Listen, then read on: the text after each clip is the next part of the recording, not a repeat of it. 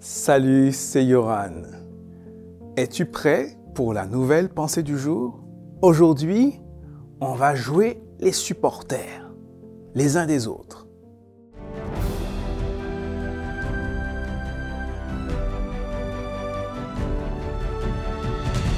La pensée du jour se trouve dans Éphésiens chapitre 4, verset 29. Aucune parole mauvaise ne doit sortir de votre bouche. Dites seulement des paroles utiles qui aident les autres selon leurs besoins et qui font du bien à ceux qui vous entendent. Oh, voilà un enseignement qui, s'il était mis en pratique, pourrait changer complètement la face du monde. Tu entends ça? Imagine que chaque fois que tu ouvres la bouche, c'est pour dire quelque chose de positif sur autrui, pour dire quelque chose qui l'encourage, pour dire quelque chose qui le supporte, qui le porte. Mais le monde, ce serait une véritable révolution. Le monde serait complètement différent et des potentiels seraient révélés certainement dans beaucoup de personnes. Et oui, parce que la parole, bien qu'étant un simple son émis dans l'air, eh bien la parole a une influence sur celui qui l'écoute, qui l'entend. Ta parole a une influence sur les autres.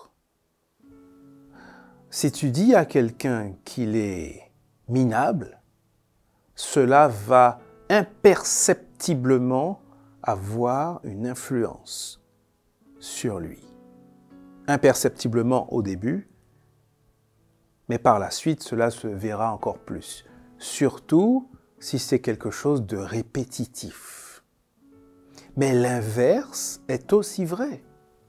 Les paroles positives produisent aussi, à l'inverse, permettent à chacun de s'épanouir et de se développer, de se réaliser encore plus. Alors, voilà l'enseignement et voilà le défi. Parce que ce n'est pas facile. Voilà le défi pour aujourd'hui et pour les jours à venir.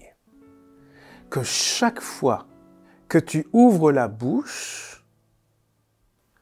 à propos d'autrui, que tu prononces des paroles qui soient toujours positives, qui encouragent, qui supportent, qui portent les autres.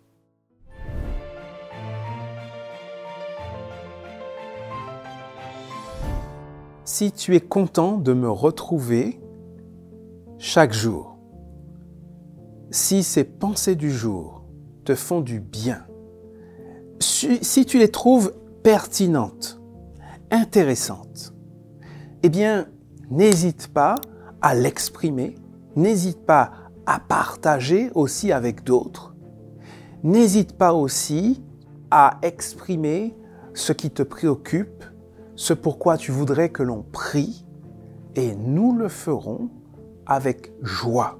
Et puis, continuons ensemble à avancer, à nous encourager spirituellement et rendez-vous demain et les jours à venir pour nos prochaines pensées du jour.